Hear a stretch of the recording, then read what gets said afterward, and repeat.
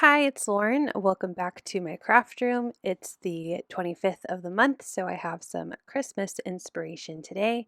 I'm going to be using my Peppermint pattern collection from scrapbook.com, a rainbow die. This one is called Color Block Rainbow from Pinkfresh, and lots of die cuts of my rainbow. I just picked 5 different patterns I liked and die cut this rainbow twice from each pattern. It's double-sided, so I cut it once for the top side of the paper and then again on the bottom side of the paper. This particular pattern paper pack is 6 by 8, so it was pretty easy to fit on 2 of these dies onto one sheet of paper. So was able to die cut multiple from one sheet, which is great.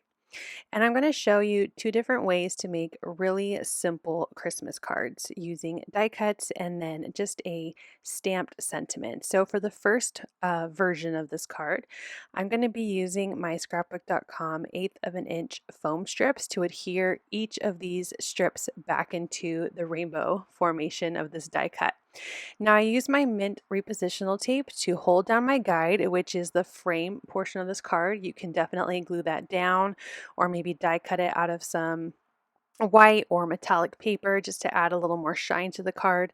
But I just wanted the white of my card base to shine through. So this is an A2 piece of white cardstock, and I'm just lining up all of the different patterns in my rainbow. So like I said, I had 10 different ones, and there are 10 different rainbow pieces for this die.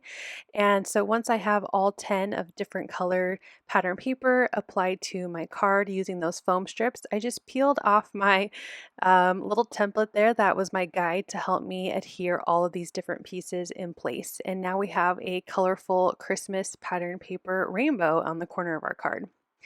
So to add my sentiment, again, just going very clean and simple, which is not traditional for me, but I wanted something that was easy to make a lot of, so I can make 10 cards because I have 10 different pattern paper cutouts.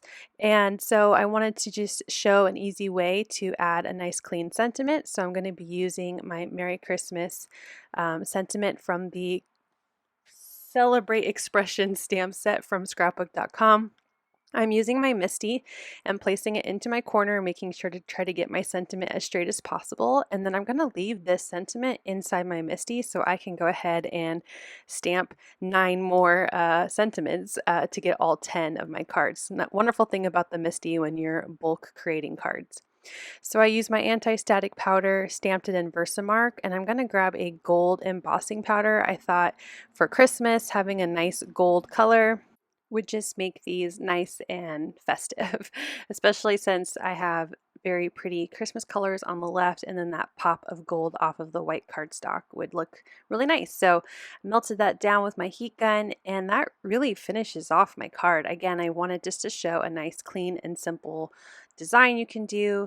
Very easy to do in bulk, put on your favorite show and start adhering down some of these strips. So I have a top folding A2 card base, and I'm just gluing that on with super sturdy glue because I did do embossing and that can warp your paper. So here is idea number 1 with these strips, which is popping them up for some dimension. But I also wanted to show an alternate way, which is if you prefer flat cards with no dimension, especially if you're mailing quite a few Christmas cards, save a little money on your postage. I am going to do the exact same thing with my strips. Of course, the rainbow will change slightly because I have to adjust my pieces that I'm using because I have different sizes for each pattern paper. So again, putting my template down, using some repositional tape, and then this time my strips are going to be glued down with just some traditional wet glue.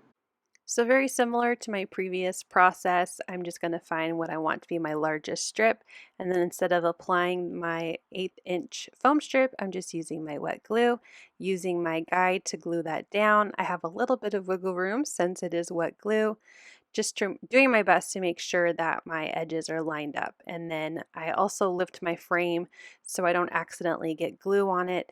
And then now my frame is stuck to my card as well. So here is another strip where I'm laying it down, making sure it matches the edges, and then just lifting up my frame to make sure that it doesn't get stuck to my card. For the last couple pieces, I did remove my frame template because one fits right in the corner, and then the next one I'm just going to center in between that corner piece and that lighter pink piece, and that will finish off this little rainbow. So again, glued everything down with wet glue. I'm going to add my sentiment and just repeat that same process of adhering it with nice sturdy tape to my card base. And here are the two different types of cards. So first one on the left is wet glue. The second one on the right is popped up using foam strips, so depending on what kind of style you like, these are very easy Christmas cards that you can bulk make. Here is a close-up of my two cards. I think they turned out really pretty, and I absolutely love this paper pad, and it's really fun to be able to use all of the different patterns. Thank you so much for watching. I hope you'll click like, and if you're new here, I hope you'll subscribe and come back. As always, you can find everything I use down below in the description box. Thank you and have a wonderful day. Bye!